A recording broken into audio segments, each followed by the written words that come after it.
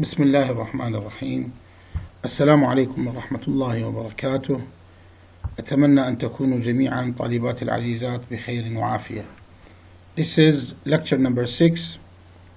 It is entitled Complex Words, chapter 11, starting from page 82. Actually, till this moment, we've been dealing with simple words and how do we give them stress. And what do you mean by simple words is that they are the words that they do not have any affixes. It means there are no morphemes added to the words. It's only the base form of the word, the root. While now we are going to deal with complex words. Look at this example. Use is a simple word. It contains only the base, the stem, the root. But when we make it useful or useless, or uselessness, for example, they are going to be complex words because we are adding grammatical units, morphemes. In the first word use, there is only one grammatical unit, while in the other two words, useful and useless, there are two grammatical units. These are some notes for you to think about. The more affixes we have in the word, the more syllables we have. This is logical.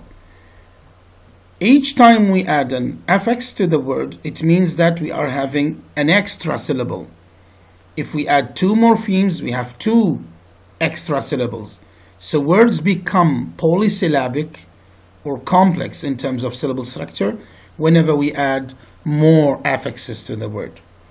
Actually, one of the interesting points here is that in this topic, we can see clearly the overlap and the relationship between morphology and phonology. How is that? Assigning stress to a word is a phonological issue, but this phonological issue is conditioned and related closely to morphology, to the to the structure of the word, whether it is simple, complex, and compound. These issues of simple, complex, compound are morphology, but we make use of them. We use them in deciding where to put the stress in a syllable, okay, which is a phonological task. Now, the third point is words can be combined together, making complex words.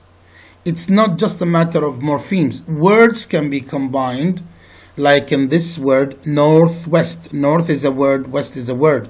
We combine them together to make a new word, a compound word. Heavy-handed is also a similar example.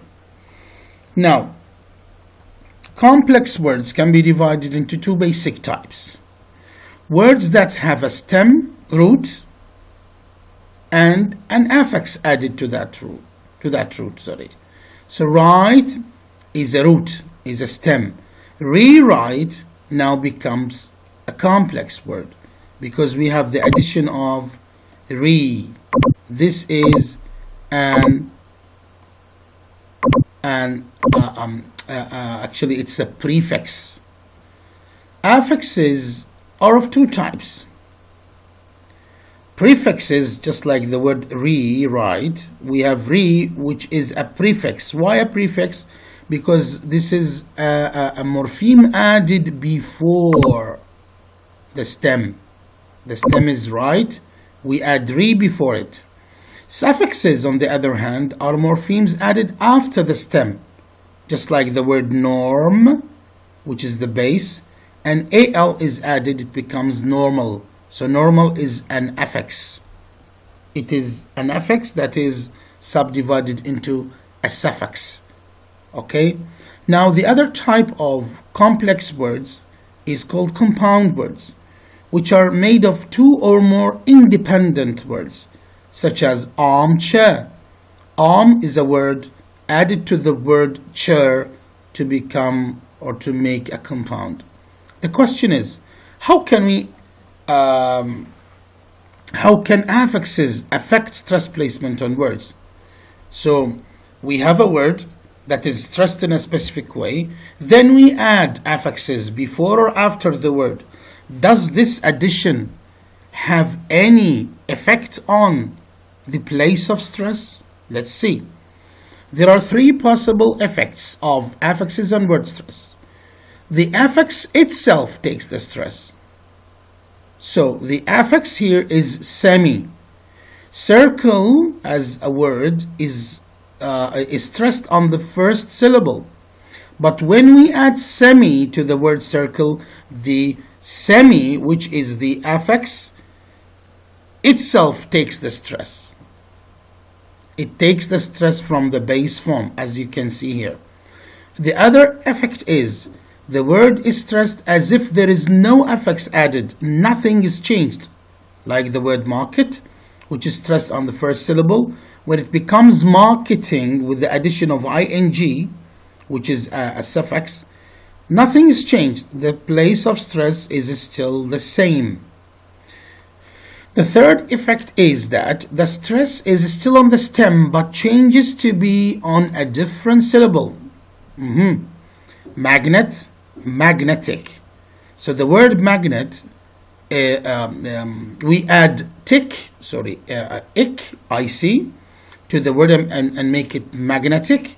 Now the place of stress on the original word was in the first syllable, but when we add this addition, this suffix, the place of stress changes from the first syllable to the second. But this suffix does not take the stress itself.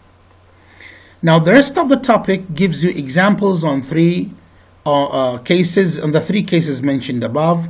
Thus my advice to you is to have a look at them and pay attention to the most frequent affixes and memorize at least 5 examples on each case. These are the examples. Look, this is the suffixes carrying primary stress themselves. We have double E, double ER, ESE, like Japanese, mountaineer. So these are examples. You can memorize some of them. Now the other type is suffixes that do not affect stress placement. Look, all of these, they don't make any effect. And the third type is that suffixes that influence stress in the stem. They change the place of stress, but they don't take it themselves. Okay? These are, now we will stop at this point. Next time, inshallah, we're going to talk about compound words. I wish you good luck. Thank you very much for your listening. Thanks.